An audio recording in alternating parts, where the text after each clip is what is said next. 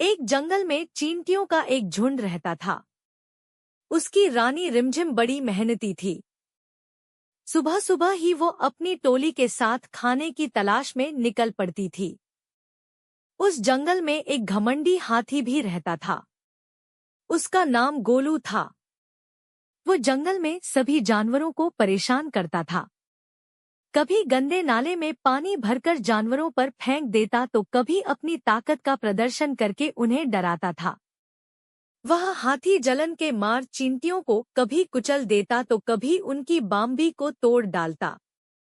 एक दिन चींटियों की रानी ने हाथी को समझाया कि तुम लोगों को परेशान करना बंद कर दो। तुम्हें यह सब शोभा नहीं देता। पर हाथी गुस्सा होता हुआ बोला, अपनी जबान पर लगाम लगाओ। मुझे मत सिखाओ क्या सही है क्या गलत। यह सुनकर चींटी निराश हो गई। उसने हाथी को सबक सिखाने की सोची। चींटी पास ही की एक झाड़ी में छिप गई और मौका पाकर हाथी की सैंड में घुस गई। फिर उसने हाथी को काटना शुरू कर दिया। हाथी परेशान होकर दर्द से कराहते हुए इधर-उधर अपनी सूंड को हिलाने लगा।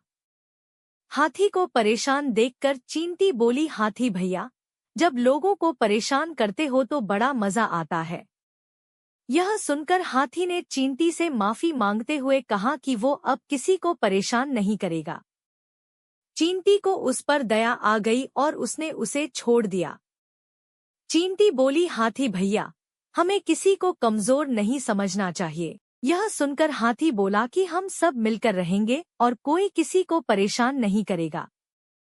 शिक्षा घमंडी का सिर हमेशा नीचा होता है।